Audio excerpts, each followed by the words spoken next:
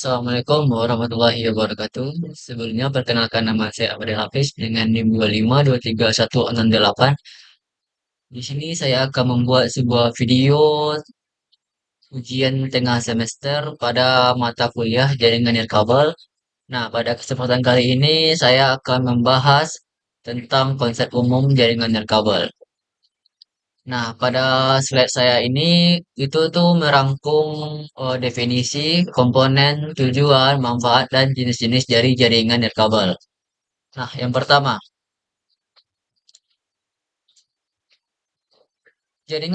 definisi jaringan nirkabel. Yang dimaksud dengan jaringan nirkabel adalah sistem yang menghubungkan dua atau lebih perangkat tanpa media kabel fisik, melainkan menggunakan gelombang elektromagnetik sebagai media transmisi data. Data diubah menjadi sinyal radio atau optik, kemudian dipancarkan melalui udara dan ditangkap oleh perangkat penerima. Nah, gelombang elektronik ini yang digunakan biasanya berupa gelombang radio, inframerah, atau gelombang mikro. Nah, data yang dikirim itu tuh dalam jaringan nirkabel akan diubah menjadi sinyal radio, kemudian dipancarkan melalui udara dan diterima oleh perangkat lain yang memiliki kemampuan untuk menangkap sinyal tersebut. Nah, sebagai contohnya itu ketika kita menggunakan WiFi di rumah ataupun di sekolah, kemudian perangkatnya itu seperti smartphone, laptop, atau perangkat lainnya yang terhubung ke internet tanpa kabel, melainkan melalui sinyal yang dipancarkan oleh router atau access point. Nah, dengan kata lain, jaringan nirkabel ini memungkinkan komunikasi data secara fleksibel tanpa batasan fisik berupa kabel. Kemudian yang kedua adalah komponen utama jaringan nirkabel. Nah, gambaran umumnya itu sebuah jaringan nirkabel itu terdiri dari beberapa komponen yang saling bekerjasama. Yang pertama ada access point, wireless adapter, router, antena, dan klien atau perangkat pengguna. Nah, fungsi masing-masing dari komponen itu memiliki fungsi untuk memastikan koneksi stabil, distribusi alamat IP, dan transmisi sinyal. Nah, komponen yang pertama adalah access point. Nah, dalam jaringan apa sih yang dimaksud dengan access point? Access point adalah perangkat utama dalam jaringan nirkabel yang berfungsi sebagai pusat pemancar atau penerima sinyal. Nah, perangkat ini tuh bertugas menghubungkan perangkat nirkabel seperti laptop, smartphone ke jaringan yang lebih besar, seperti jaringan lokal atau LAN atau internet. Nah, akses point ini bekerja dengan cara memancarkan sinyal WiFi dalam area tertentu sehingga perangkat lain itu dapat terhubung. Semakin baik kualitas akses point yang kita miliki, maka semakin luas juga dan stabil jangkauan sinyal yang dihasilkan. Nah, komponen yang kedua ada namanya wireless adapter. Apa sih yang dimaksud dengan wireless adapter itu? Wireless adapter adalah perangkat yang digunakan oleh komputer atau perangkat lain untuk dapat menerima dan mengirim sinyal nirkabel. Tanpa adanya adapter ini, perangkat tidak bisa terhubung ke jaringan wireless. Nah, contohnya itu WiFi card pada laptop, kemudian ada USB WiFi adapter pada komputer desktop, dan ada modul WiFi pada smartphone kita.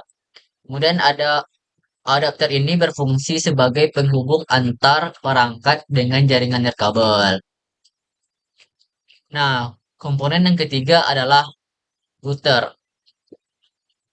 Router ini adalah perangkat yang berfungsi untuk mengatur lalu lintas data dalam jaringan. Dalam jaringan nirkabel, router biasanya digabungkan dengan access point. Nah, fungsi dari router ini adalah yang pertama nih, menghubungkan jaringan lokal ke internet. Kemudian mengatur pembagian alamat IP, kemudian mengarahkan paket data ke tujuan yang tepat. Pada banyaknya modem, router dan AP digabungkan. Nah, yang keempat adalah antena. Antena ini digunakan untuk memancarkan dan menerima sinyal radio dalam jaringan nirkabel. Antena ini memiliki peran penting dalam menentukan kekuatan dan jangkauan sinyal. Jenis-jenis antena ini ada yang namanya, yang pertama antena omnidireksional atau memancarkan ke segala arah. Kemudian ada antena direksional itu memancarkan ke area tertentu saja. Semakin baik antena yang digunakan, maka jangkauan jaringan itu akan semakin luas dan stabil nih. Kemudian ada yang namanya klien. Klien itu atau yang bisa disebut dengan perangkat pengguna. Klien adalah perangkat yang menggunakan jaringan nirkabel untuk mengakses data atau internet. Contohnya, contoh dari perangkat klien ini yang pertama ada laptop, smartphone, tablet, dan smart TV. Nah, perangkat klien ini akan menerima sinyal dari access point dan menggunakannya untuk berkomunikasi dengan jaringan. Nah, poin yang ketiga adalah tujuan jaringan nirkabel. Nah, jaringan nirkabel ini dikembangkan untuk memenuhi berbagai kebutuhan komunikasi modern. Antara lain, yang pertama memberikan kemudahan akses, menghilangkan kebutuhan kabel fisik sehingga pengguna dapat terhubung lebih mudah dan cepat. Nah, jadi jaringan kabel ini tuh memungkinkan pengguna untuk mengakses internet tanpa harus menggunakan kabel atau terhubung pada kabel jaringan. Nah, hal ini tuh sangat memudahkan terutama pada lingkungan yang dinamis. Kemudian tujuan yang kedua adalah meningkatkan mobilitas. Pengguna dapat berpindah tempat tanpa kehilangan koneksi selama berada dalam jangkauan sinyal. Nah, jadi pengguna itu dapat berpindah tempat tanpa kehilangan koneksi internet selama masih dalam jangkauan sinyal nirkabel tersebut. Nah, yang ketiga ada mengatasi keterbatasan infrastruktur. Solusi praktis untuk area di mana pemasangan kabel sulit atau mahal, daerah terpencil atau gedung tua. Nah, jadi pada beberapa tempat itu pemasangan kabel itu sulit dilakukan seperti pada daerah terpencil, gedung-gedung tua, atau area yang luas. Nah, dengan jaringan nirkabel menjadi solusi yang lebih praktis agar mengatasi keterbatasan tersebut. Kemudian ada yang keempat, mendukung teknologi modern. Memungkinkan IoT, smart home, dan perangkat mobile berfungsi tanpa hambatan kabel. Nah, jadi banyak teknologi modern seperti IoT atau Internet of Things, smart home, dan perangkat mobile itu sangat tergantung pada jaringan nirkabel. Kemudian, poin yang keempat adalah manfaat jaringan nirkabel. Nah, jaringan nirkabel itu membawa banyak praktis yang nyata dalam kehidupan sehari-hari dan lingkungan kerja modern. Nah, berikut adalah manfaat utamanya. Yang pertama, itu fleksibilitas tinggi. Perangkat tidak terikat kabel sehingga pengguna bebas bergerak di area jangkauan. Nah, jadi pengguna jaringan nirkabel ini dapat menggunakan jaringan tanpa terikat oleh kabel sehingga lebih bebas bergerak selama pengguna itu masih dalam jangkauan eh, jaringan. Kemudian ada instalasi lebih mudah. Tidak perlu penarikan kabel rumit, pengaturan lebih cepat dan hemat tenaga. Nah, jadi intinya itu tidak perlu pemasangan kabel yang rumit sehingga waktu dan tenaga dibutuhkan tuh lebih sedikit. Kemudian ada efisiensi biaya. Nah, dalam jangka panjang, biaya instalasi dan perawatan sering lebih rendah dibandingkan kabel, terutama di area luas. Nah, dalam jangka panjang itu biasanya biaya instalasi dan perawatan itu lebih murah dibandingkan dengan jaringan kabel, terutama di area-area yang luas. Kemudian yang keempat adalah mudah dikembangkan. Menambahkan perangkat baru cukup menghubungkannya tanpa menarik kabel tambahan. Nah, jika ingin menambahkan perangkat baru, cukup menghubungkannya ke jaringan tanpa perlu menarik kabel baru. Kemudian yang kelima adalah mendukung mobilitas kerja.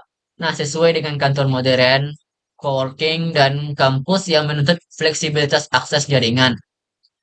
Nah, jadi tuh ini jaringan nirkabel ini sangat cocok untuk lingkungan kerja modern yang membutuhkan fleksibilitas seperti coworking space atau kampus. Nah, masuk materi yang kelima yaitu jenis-jenis jaringan nirkabel. Nah, jenis-jenis jaringan nirkabel ini dibedakan berdasarkan tujuan dan jangkauan dan tujuan pengguna. Yang pertama ada WPAN atau personal, WLAN, lokal, women, metropolitan, dan W1 wide atau seluler. Setiap jenis memiliki kasus penggunaan dan teknologi khasnya. Nah, kita masuk yang pertama ada WPAN atau kepanjangannya Wireless Personal Area Network. Nah, WPAN ini ada jaringan nirkabel yang eh, berkabel dengan jangkauan sangat dekat, biasanya hanya beberapa meter. Contohnya itu Bluetooth untuk menghubungkan headset, transfer file antar perangkat pribadi. Nah, ini tuh cocok untuk komunikasi antar perangkat pribadi. Kemudian yang kedua ada WLAN, Wireless Local Area Network. Nah, WLAN ini tuh adalah jaringan kabel yang digunakan dalam area lokal seperti rumah, sekolah, atau kantor. Contohnya itu WiFi. Itu adalah jenis jaringan yang sering digunakan dalam kehidupan kita sehari-hari. Kemudian ada WiMAN atau Wireless Metropolitan Area Network. Nah, WiMAN ini adalah memiliki jaringan yang memiliki jangkauan yang lebih luas. Biasanya itu mencakup satu kota. Contohnya itu WiMAX. Itu tuh digunakan oleh penyedia layanan yang penyedia internet dalam skala luas atau area kota. Kemudian ada V1, Wireless Wide Area Network. Nah, V1 ini adalah jaringan kabel yang jangkauannya itu sangat luas dan hingga antar negara. Contohnya itu jaringan 3G, 5G, 4G, nah, yang disediakan oleh operator telekomunikasi untuk komunikasi suara atau data dan akses internet yang luas. Nah, mungkin cukup itu saja. Nah, ringkasan dari materi saya ini adalah jaringan nirkabel mengubah cara kita berkomunikasi dan mengakses layanan. Seperti fleksibel, mobilitas, kemudahan instalasi, dan dukungan untuk ekosistem perangkat modern.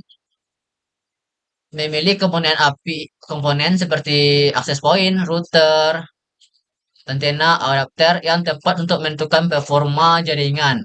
Kemudian mempertimbangkan jangkauan sesuai dengan kebutuhan dari koneksi pribadi hingga skala kota atau internasional atau nasional. Nah, mungkin cukup sekian saja pembahasan kita tentang konsep umum jaringan nirkabel. Pada bab 2 ini kita akan membahas tentang perangkat keras jaringan nirkabel. Yang pertama ada definisi perangkat keras jaringan nirkabel. Perangkat keras ini mencakup semua perangkat fisik yang membangun, menghubungkan, mengirim, menerima, dan mengolah komunikasi tanpa kabel.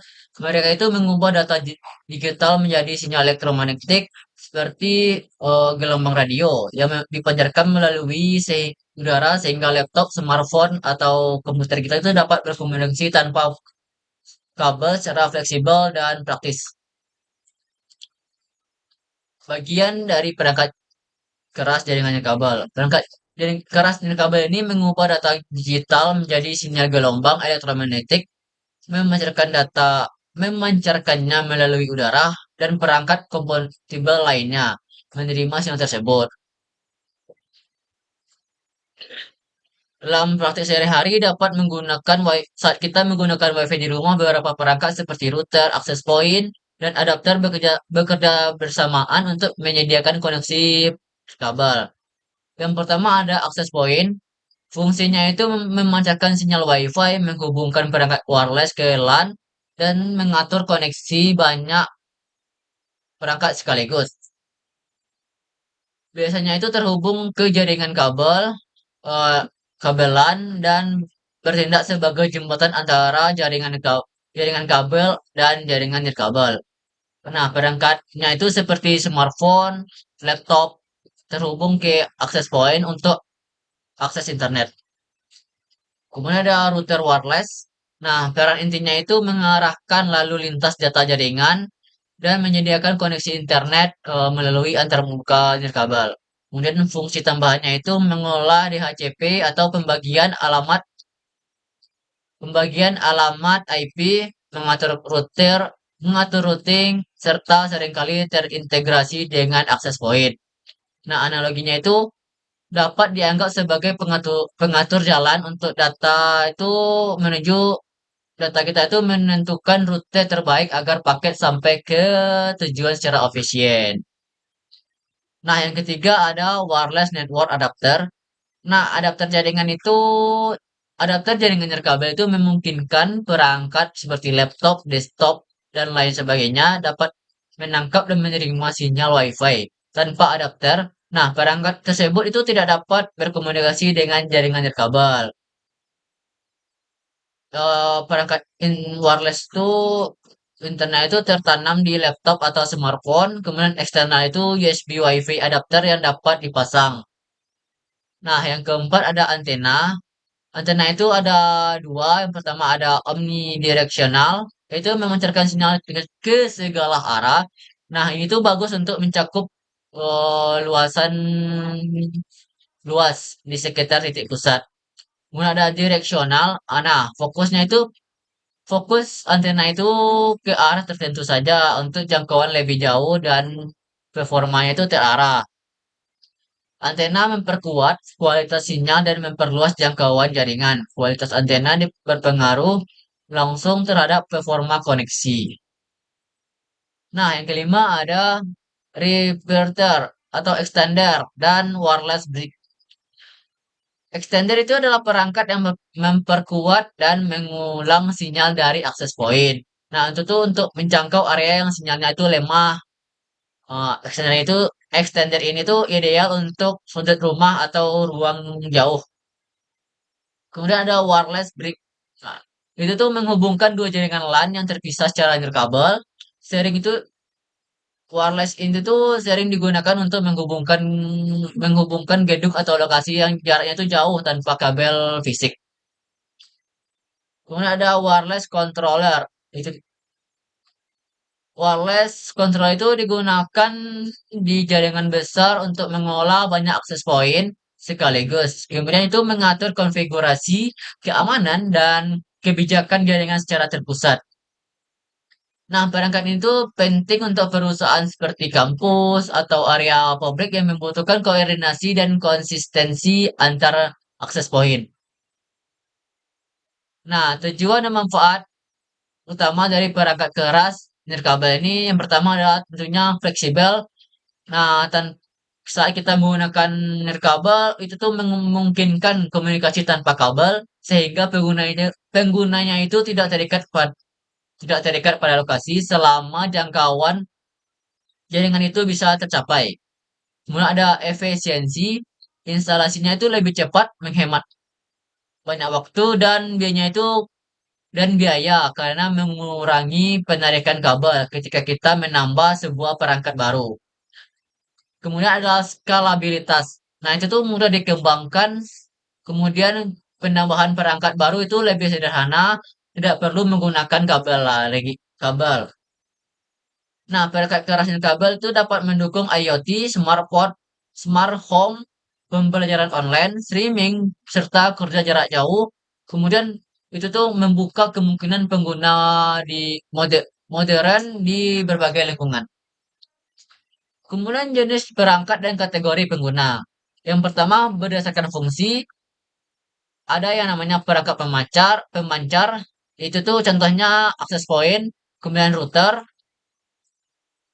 ada perangkat penerima, wireless adapter, Itu tuh berfungsi sebagai menerima sinyal. Kemudian ada perangkat penguat, ada namanya Ripter, berfungsi sebagai memperkuat sinyal atau extender tadi. Kemudian yang keempat adalah perangkat penghubung atau brick, menghubungkan jaringan. Kemudian ada berdasarkan penggunaan. Yang pertama ada perangkat indoor, itu tuh digunakan dalam dalam ruangan saja, seperti router pada rumah kita. Kemudian ada perangkat outdoor, itu tuh digunakan di luar jaringan, di luar ruangan, itu tahan cuaca serta digunakan untuk jarak yang jauh. Kemudian ada berdasarkan jangkauan. Yang pertama jarak dekat, kita bisa menggunakan Bluetooth atau hotspot. Yang kedua adalah jarak menengah, kita bisa gunakan WiFi. Kemudian jarak jauh kita menggunakan wireless brick atau jaringan seluler. Nah, mungkin cukup sekian pembahasan materi tentang eh, perangkat keras jaringan nirkabel. Saya akhiri. Nah, pada pembahasan kita pada bab 3 itu adalah konsep umum WPN atau Wireless Personal Area Network. Nah, yang dimaksud dengan VPN ini adalah jaringan nirkabel yang menghubungkan perangkat dalam jarak yang sangat dekat. Biasanya itu beberapa sentimeter hingga 10 meter. Ini tuh dirancang untuk komunikasi personal antar perangkat milik satu pengguna. Seperti smartphone, laptop, headset, smartwatch. Nah, VPN itu menekankan koneksi cepat, jangkauan terbatas, dan komunikasi konsumsi daya rendah dibandingkan dengan jaringan seperti WiFi. Nah, VPN itu tuh memungkinkan perangkat pribadi saling berkomunikasi tanpa menggunakan kabel dalam jarak yang dekat. Contohnya, contohnya itu menghubungkan headset Bluetooth ke smartphone, transfer file antar ponsel melalui via Bluetooth, dan menggunakan mouse wireless pada laptop. Fokusnya itu pada kenyamanan, mobilitas, dan koneksi instan antar perangkat personal. Nah, kemudian utama VPN yang pertama perangkat device seperti smartphone, smartwatch, headset wireless. Nah, smartphone itu perangkat utama yang sering dipertindak sebagai pengirim atau pengirim data, memiliki model komunikasi nirkabel integrasi, kemudian ada smartwatch. Nah, perangkat wearable dengan komunikasi VPN untuk notifikasi, sinkronisasi, dan sensor. Kemudian ada headset wireless.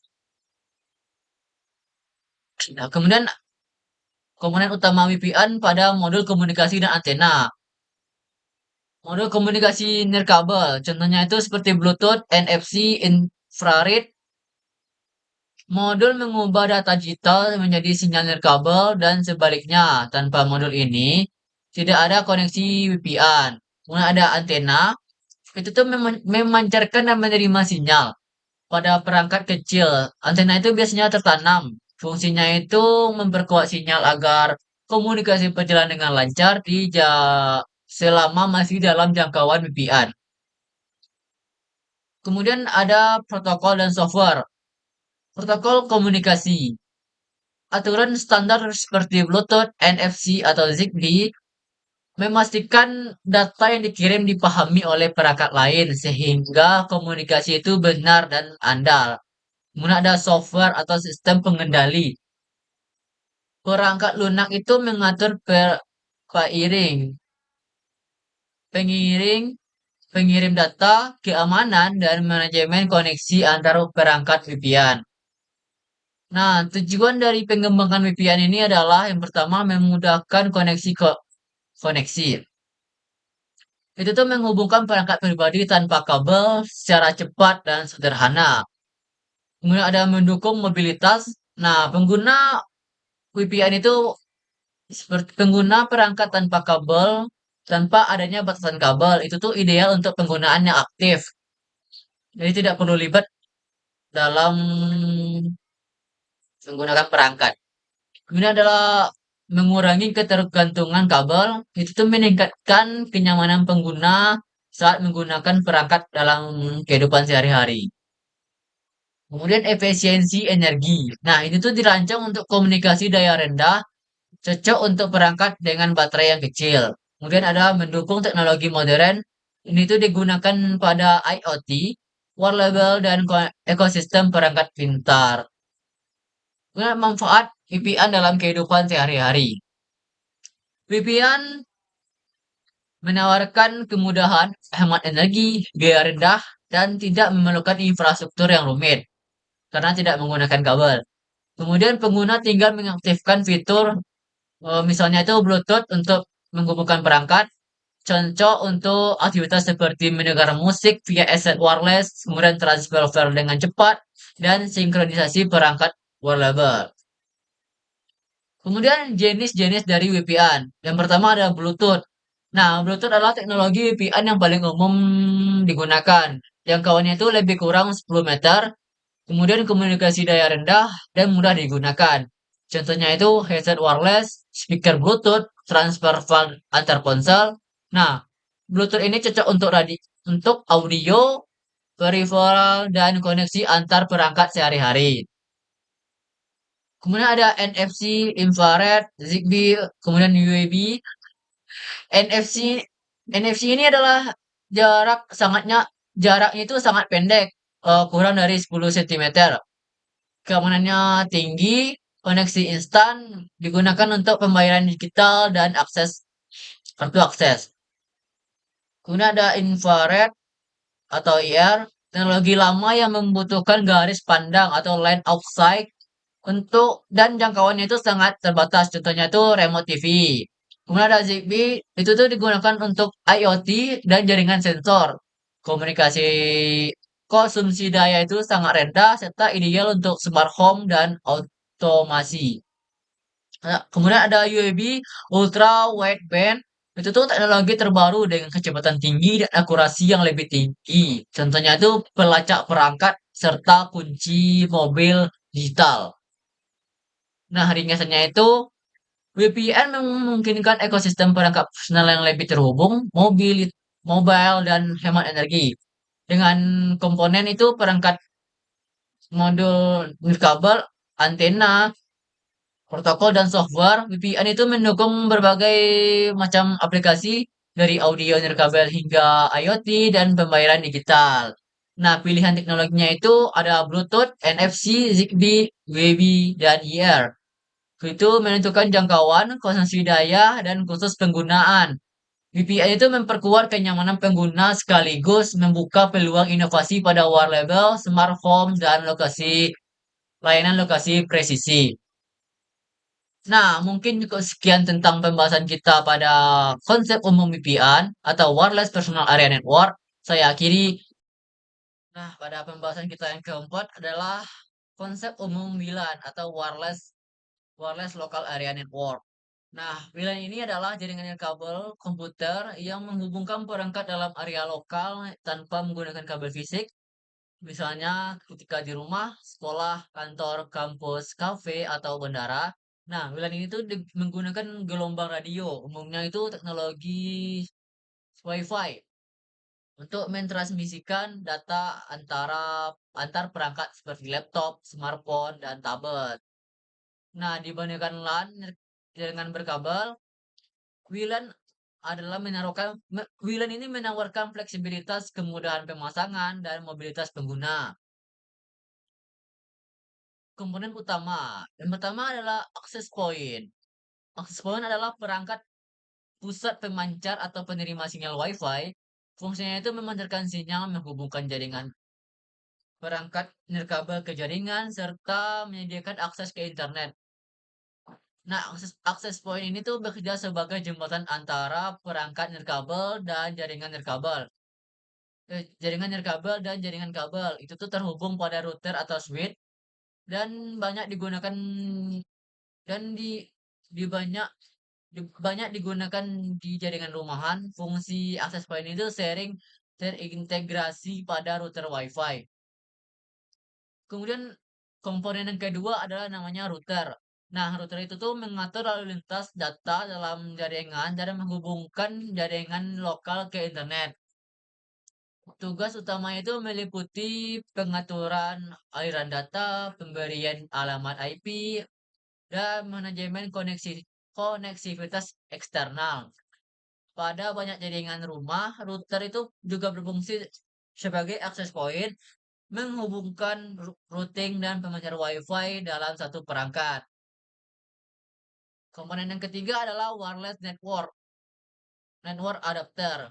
Perangkat yang memungkinkan komputer atau gadget menerima dan mengirim sinyal WiFi. Contohnya itu WiFi card pada laptop, USB WiFi pada adapter.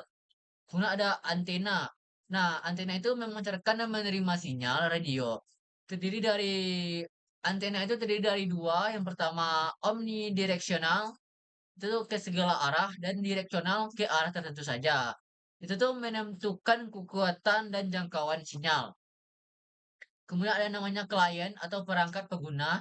Nah, perangkat yang menggunakan jaringan WLAN itu contohnya laptop, smartphone, tablet atau smart TV. Kemudian ada namanya switch. Ini tuh digunakan untuk menghubungkan beberapa perangkat dalam jaringan kabel yang terhubung kepada WLAN.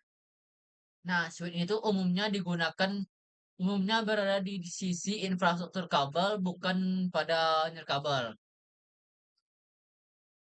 Nah, tujuan utama dari WLAN ini adalah WLAN dikembangkan untuk memenuhi kebutuhan jaringan modern dengan beberapa tujuan kunci, yaitu memberikan akses internet tanpa kabel, serta meningkatkan mobilitas sehingga pengguna dapat berpindah tanpa kehilangan koneksi. Kemudian mempermudah instalasi jaringan tanpa harus menarik kabel ke setiap perangkat ketika kita itu menambahkan sebuah perangkat. Jadi kita itu tidak perlu menambahkan kabel kepada perangkat yang kita ingin gunakan tersebut. Kemudian mendukung beberapa perangkat sekaligus dan mendukung aktivitas digital seperti belajar, bekerja, komunikasi, serta hiburan. Nah, manfaat WLAN. Yang pertama adalah fleksibilitasnya itu tinggi. Nah, pengguna itu dapat menggunakan jaringan ini di berbagai lokasi selama kita itu berada dalam jangkauan sinyal tanpa terikat pada kabel. Kemudian instalasinya itu mudah. Nah, WLAN ini tidak memerlukan pemasangan kabel yang rumit serta mempercepat deployment jaringan ke area baru. Kemudian ada efisiensi biaya. Itu mengurangi biaya pemasangan kabel, terutama pada area yang sangat luas dan bangunan berstruktur yang kompleks. Kemudian mudah dikembangkan.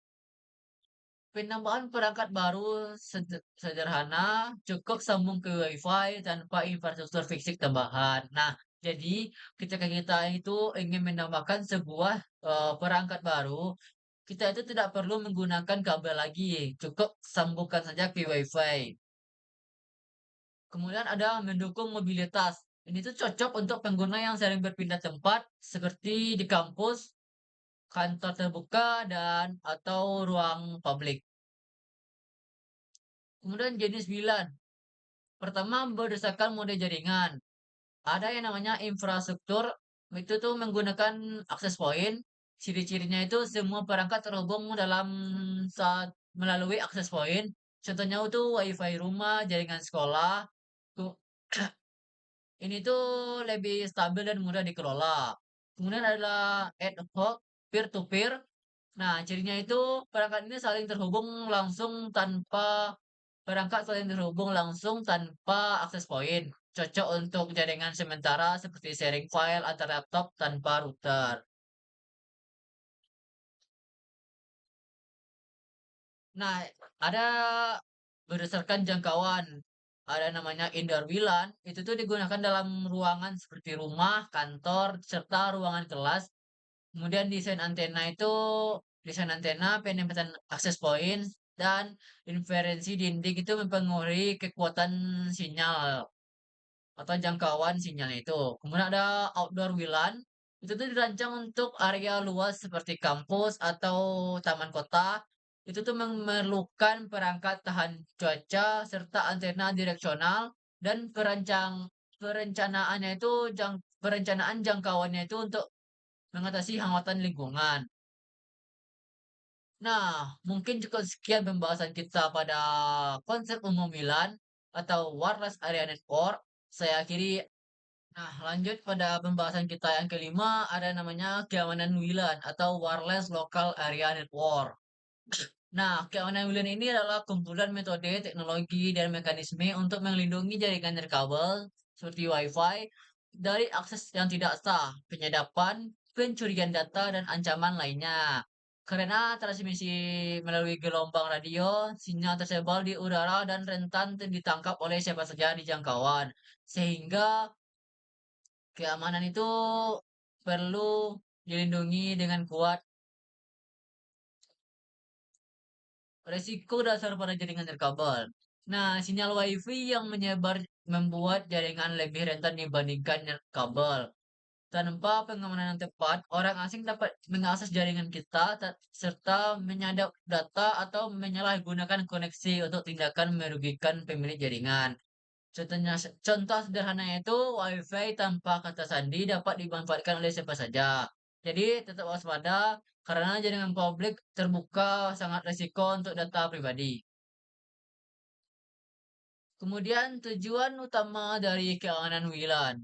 Yang pertama ada melindungi data itu tuh mencegah pihak tak berwenang membaca yang dikirim membaca data yang dikirim lewat jaringan. Kemudian ada mengakses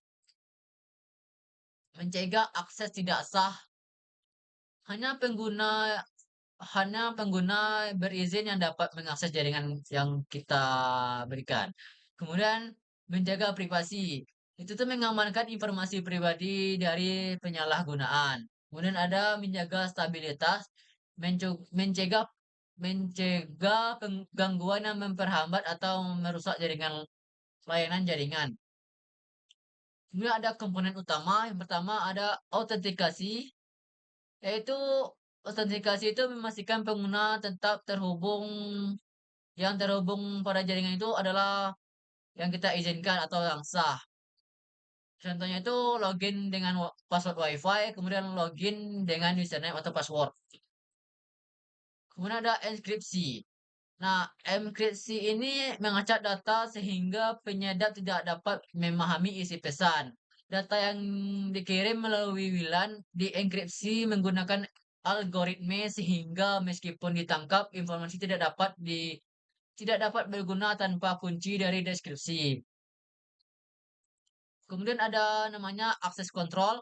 Itu tuh mengatur siapa saja yang mulai terhubung pada jaringan kita. Contohnya itu filter MAC address dan pembatasan pengguna. Dan yang keempat adalah namanya firewall. Itu tuh firewall itu menyaring trafik masuk atau keluar serta memblokir aktivitas mencurigakan atau berbahaya sehingga jaringan tetap terlindungi dan terlindungi dari ancaman eksternal. Kemudian ada yang namanya SSID. Itu tuh nama jaringan WiFi kita itu dapat disembunyikan untuk menyulitkan penemuan oleh pihak yang tidak berwenang. Dan jaringan kita itu bisa diakses oleh orang yang kita izinkan. Dan yang ke-6 ada pengaturan akses point. Pengaturan akses point itu termasuk pengaturan kata sandi, jenis enkripsi, serta pembatasan akses. Pengaturan akses point ini semua itu penting untuk menjaga keamanan fisik dan logis perangkat. Kemudian ada manfaat penerapan keamanan WLAN. Nah, yang pertama ada jaringan itu lebih aman karena pengguna itu tidak perlu khawatir datanya itu dicuri atau disadap. Kemudian penggunaan terkontrol. Hanya perangkat dan pengguna tertentu saja yang diizinkan dapat mengakses jaringan. Kemudian ada meningkatkan kepercayaan. Nah, pengguna itu merasa aman serta meningkatkan adopsi layanan nirkabel serta menjaga kinerja. Jaringan tetap stabil karena tidak dipenuhi pengguna yang tidak sah. Jadi yang dapat menggunakan jaringan kita itu adalah orang yang kita izinkan. Jadi jaringan kita itu tetap stabil. Kemudian ada namanya jenis-jenis keamanan WLAN. Yang pertama WIP, Wired Equivalent Privasi. WiFi adalah metode keamanan lama. Ciri-cirinya itu yang pertama menggunakan enkripsi sederhana, kemudian mudah diretas. Jadi WiFi ini sudah tidak aman dan jarang digunakan. Dua ada namanya WPA, Improved E4 WAP. Nah, adalah WAP ini WPA ini adalah pengembangan dari WEP.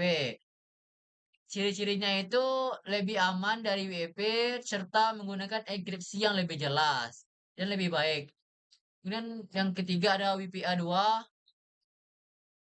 adalah standar keamanan yang lebih kuat. Ciri-cirinya itu menggunakan enkripsi AES serta lebih aman dan stabil. Yang keempat adalah WPA 3. Nah, itu tuh adalah standar terbaru. Ciri-cirinya itu keamanan lebih tinggi, perlindungan terhadap serangan brute force, serta lebih aman untuk jaringan publik. Yang kelima adalah open network tanpa keamanan, jaringan tanpa password. Itu tuh ciri-cirinya itu mudah diakses dan sangat tidak aman. Nah, mungkin ikut sekian pembahasan kita pada materi keamanan WLAN, ke keamanan WLAN atau wireless local area network. Saya akhiri. Assalamualaikum warahmatullahi wabarakatuh.